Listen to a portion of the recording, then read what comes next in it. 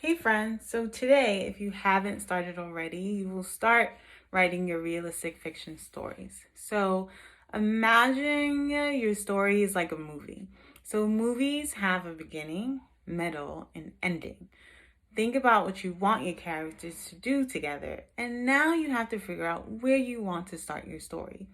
Just like the clip you watch, right? We know that the story Madagascar is about Marty wanting to go back into the wild, but the filmmakers decided not to start it just yet, but start in the beginning with Marty actually dreaming, and then he's waken up by Alex, who disturbs his beautiful dream of just being free and running in the wild. And we know from watching the movie that this then inspires him, right, to go out and escape to Africa. So now taking your story, your characters, and your idea, and think about if you were supposed to create a movie of your story, where would you start?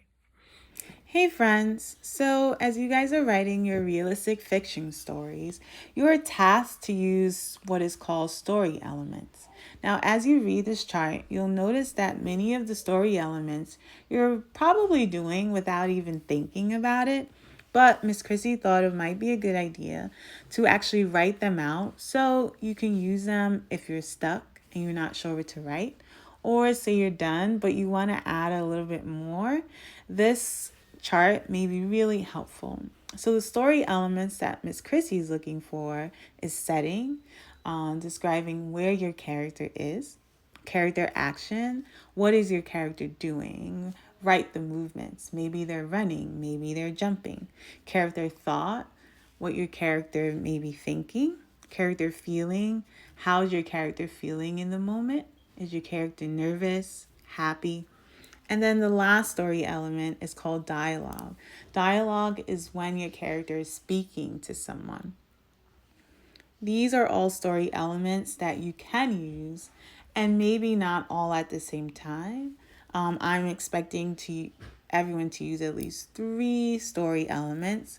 However, you can definitely use more than one, or you can figure out which one you may use in a different sentence. So we've read both of these books, and they're both realistic nonfiction. So we've read Jabari Jumps, and with Miss Lauren, you guys read The Snowy Day.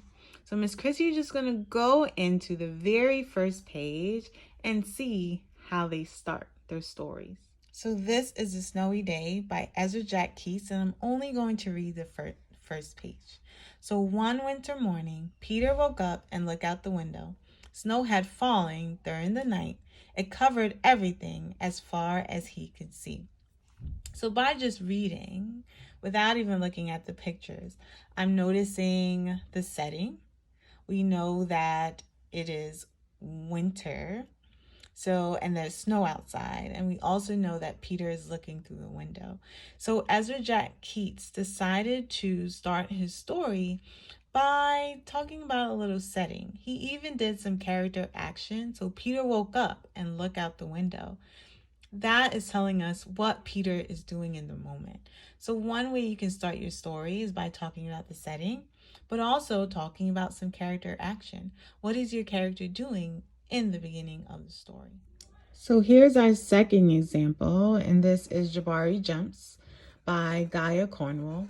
And I'm again just going to read the first line. So it says, "I'm jumping off the diving board today," Jabari told his dad.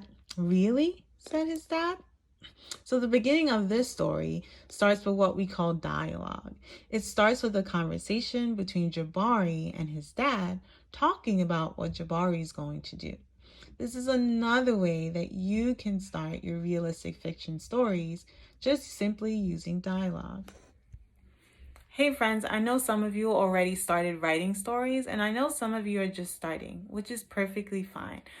You can all use author story elements to help you continue your writing or get started.